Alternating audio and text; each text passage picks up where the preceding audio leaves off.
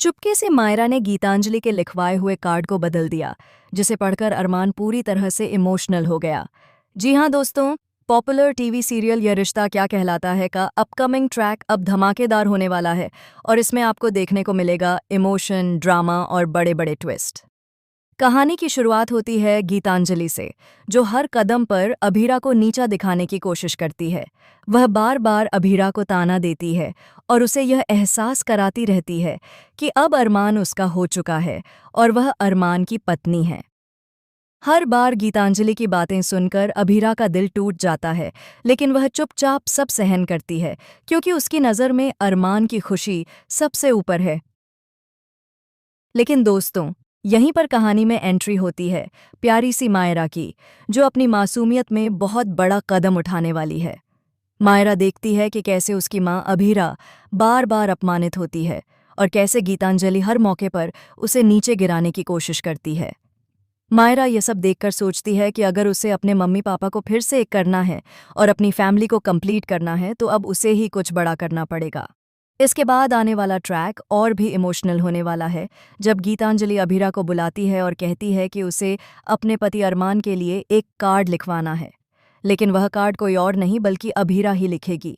यह सुनकर अभीरा अंदर से टूट जाती है, क्योंकि जिस इंसान के लिए उसका दिल धड़कता है उसी के लिए उसे दूसरे के नाम से कार्ड लिखना है। गीतांजलि अभीरा से अरमान के लिए ऐसी ऐसी बातें लिखवाती है जिनसे अभीरा का दर्द और भी गहरा हो जाता है। फिर भी अभीरा आंखों में आंसू लिए हर शब्द को उस कार्ड पर लिख देती है। वह चाहकर भी इनकार नहीं कर पाती, क्योंकि उसके सामने अरमान की तस्वीर होती है और वह सिर्फ उसके चेहरे की मुस्कान देखना चाहती है। यहीं से मायरा का मास्टर प्लान शुरू होता है। मायरा सब कुछ नोटिस करती है और उसे लगता है कि गीतांजलि ने बहुत गलत किया है। तभी वह अपनी माँ के लिए स्टैंड लेने का फैसला करती है और सोचती है कि अब इस बार वह खुद कहानी का रुख बदल देगी। इसके बाद मायरा अभीरा से कहती है कि जैसे आपने गीतू आंटी के लिए कार्ड बनाया है, वैसे ही अब आप मेरे लिए एक कार्ड लिखोगी, लेकिन इस बार उसमें वही लिखा जाएगा जो मैं कहूँगी। शुरुआत में अभीरा हिचकिचाती है, लेकिन मायरा की मासूमियत देखकर वह मान जाती है। फिर मायरा अपने दिल की सारी बातें अभीरा से लिखवाती है। कार्ड में लिखा होता है, मैं तुमसे बहुत प्यार करती हूँ। मैं तुम्हारी हर गलती को माफ़ करती हूँ और तुम्हारे साथ एक हैप्पी फैमिली की तरह रहना चाहती हूँ। मेरा सपना है कि मेरा परिवार फिर से एक हो जाए और हम सब एक साथ हैप्पी बिल्ली फैमिली बनकर रहें। ये लिखते हुए अभीरा की आंखों से आंसू बहने लगते हैं। उसका दिल पुराने पलों को याद कर अरमान के करीब महसूस करने लगता है। हर शब्द लिखते हुए उसका दर्द और भी बाहर आता है। इसी दौरान मायरा बड़ी ही चालाकी से गीतांजलि के कार्ड को अपने कार्ड से बदल देती है। अब जब यह कार्ड अरमान तक पहुंचता है तो वह इसे पढ़कर पूरी तरह से हिल जाता है। कार्ड पर अभीरा की लिखावट और उसकी दिल की गहराइयों से निकले शब्द होते हैं।